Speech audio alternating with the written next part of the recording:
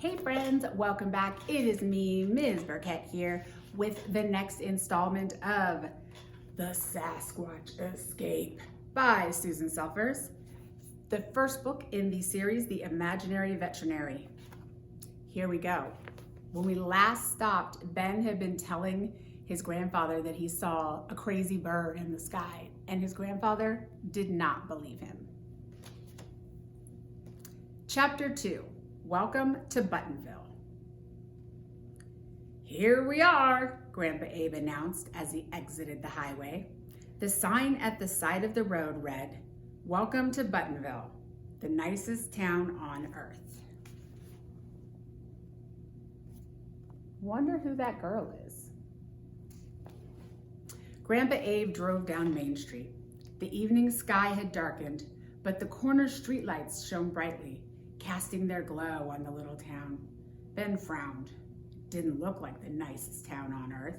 It looked like the saddest town on earth. There were no bright awnings, nor corner fruit stands, no sidewalk table where people sipped fancy drinks. Instead, many of the little shops that lined Main Street were empty, with signs in the windows. Closed, vacancy, for rent, out of business.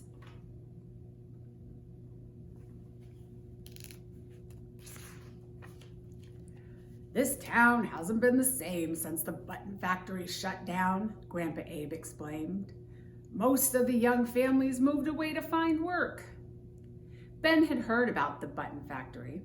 His mother kept a big bowl of buttons in the entertainment room back home in Los Angeles. "Those buttons were made by your grandfather," she told him. "He worked in the button factory most of his life."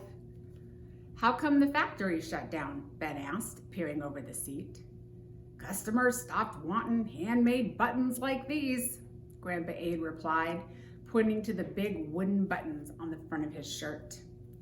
"People should be so lucky to get handmade buttons, but it's cheaper to buy the plastic ones made by a machine." Ben's gaze traveled up the wooden buttons and rested on his grandfather's wrinkled face. He hadn't seen his grandfather in 6 years. Ben's dad had said it was because Grandpa Abe didn't like to travel.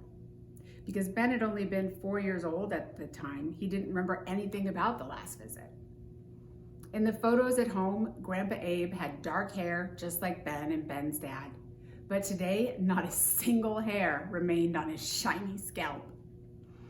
Ben must have been staring pretty hard because his grandfather turned and winked at him. "You look different too," Grandpa Abe said. "Your hair is shorter."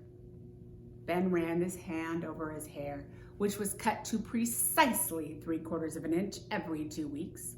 He thought about making up a story that his hair had been cut short because he'd been infested with Caribbean head lice, or because the ends had caught fire when he'd been struck by lightning.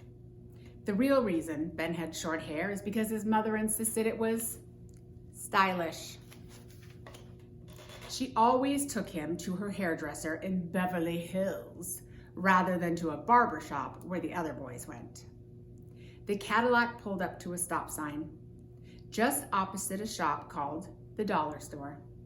A girl leaned out of the store's upstairs window. It wasn't her fuzzy pink bathrobe that caught Ben's attention, or the way her long blonde hair glowed in the lamplight. What caught his attention was the way she was staring at the sky with her mouth wide open, as if seeing something very strange. Ben unfastened his seatbelt, rolled down the opposite window, and stuck his head out. Cool night air tickled his nose and ears. A shadow darted between 2 clouds, a shadow with enormous wings and a long rope-like tail. If Ben had blinked, he would have missed it. The girl looked down at Ben. Their eyes met. She'd seen it too. Then she mouthed a single word before disappearing behind the curtains. "You want me to catch a cold?" Grandpa Abe complained. As Ben closed the window and buckled his seatbelt, Grandpa Abe drove through the intersection and turned onto a side street. Ben wrapped his arms around the hamster cage again. He wasn't an expert at reading lips, but he was pretty certain he knew what word the girl had said. Dragon. look at her face. She's definitely looking up at the sky with an incredulous look, a look of disbelief, a look that says, I am not seeing this. Am I seeing this? I think that's what I'd be saying if I looked up and thought I saw a dragon. All right, my lovely friends, that is the end of chapter 2. Next time we will find out what happens next. The next chapter is called The House on Pine Street.